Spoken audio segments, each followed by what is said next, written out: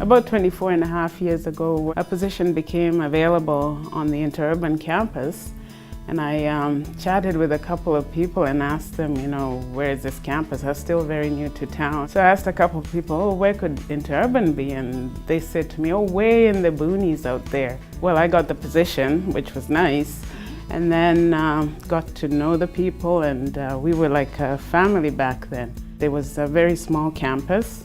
I guess that's why they said it was way out in the boonies. So all there was the, 3 trades building. The cafeteria, not as big as it is, it's been expanded now. And then there was the Jack White and John Drysdale, and then the main building, which was right by the basketball courts. So that was like the administration building, and it was a few portables, I guess, stacked together somehow. Very few women. I remember we were just maybe a dozen or so women. Being a trades campus, it was mainly male dominated. Yeah, so got to know the people, and in no time, in about 3-4 years, that's when the bigger buildings were getting built and stuff like that. So, and I see it still growing, so pretty good. I think the students earlier on came from they were late baby boomers or early X generation, and they were much more, self-sufficient.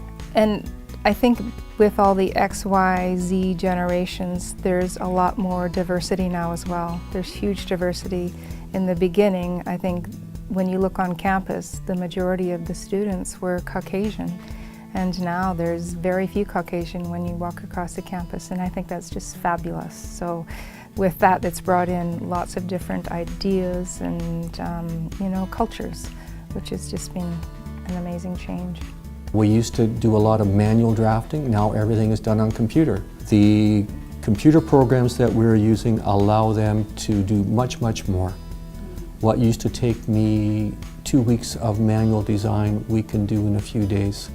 And the students go from, in the learning process, say 3 months of hard work, they could, at the end of the course, design that highway with intersections and in-ground services in probably a week and a half to 2.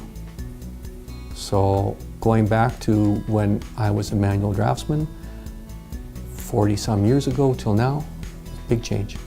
The most significant change at Camosun for me in the office, I would say, is not using a typewriter anymore. I miss my typewriter. It didn't ask me for a file name or anything. It was very easy. Even as a student, the technology has been huge. Before, you would go to the library and look up books, films, microfiche, all of that. But now it's online. The advantages of having that at your fingertips has been huge. Huge resource for students to be able to research online as opposed to the old days. So as a student, and I've been a student for a long time, and I will continue to be a student, I have noticed that huge change, very significant.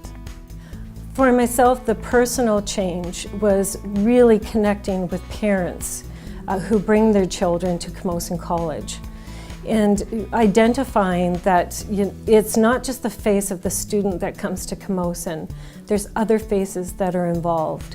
There's the parents that are wanting their children to succeed. There's the parents who want their kids to be part of the community. And to experience that as a Camosun employee and a parent of a child coming through the system, it was an awakening for me.